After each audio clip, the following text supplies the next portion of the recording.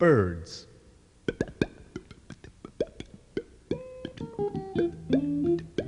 Birds. Birds live in my backyard. Brown birds and blue birds. They've been living there since the beginning of time. They love my backyard. They love to do loop-de-loops off those warm currents of air. They love to fly on top of my roof and kick gravel on my head, these birds. And they love to eat those snails that leave trails. Eat those pyracantha berries and get very drunk and smash into my windows, these birds.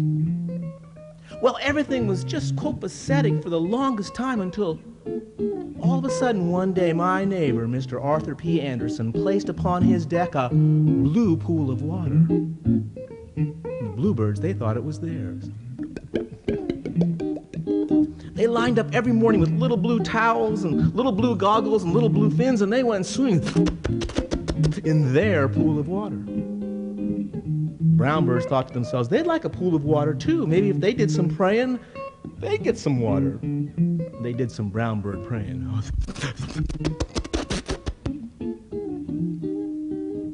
No pool. Bluebirds became very superior and very arrogant with their water. They even did a little trickle-down theory and invited a brown bird to come up and sing to them. She was very beautiful.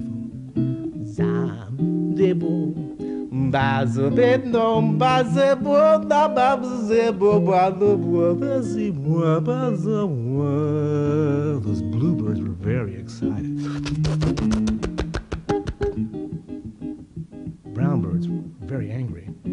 Those bluebirds up there, they've got the water, and now they've got our women folk. We better do some, well, not any more praying for sure, but some flying and some shit. And they did.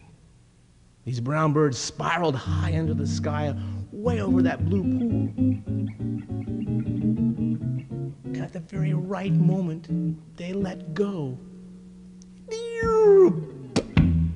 Shit on the head of the biggest bluebird. Those bluebirds were very angry. They found themselves the bird that had been shit on, that big bluebird, and they sharpened that bird's beak to a needle point. They placed an acorn on that, and then a thorn, and then an acorn, and a thorn, until this was one big fighting machine.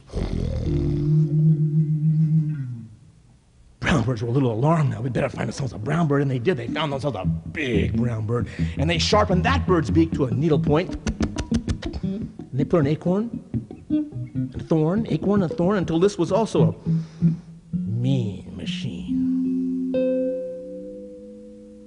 Now, both societies took these two big birds and they lifted them high in the sky. These birds could no longer sing, no longer even fly. They got high in the trees and they screeched at each other. And then plummeted to the earth. Little feathers flying. Little birds got around. We're going to spend our whole life sharpening beaks and watching brothers fall from the sky.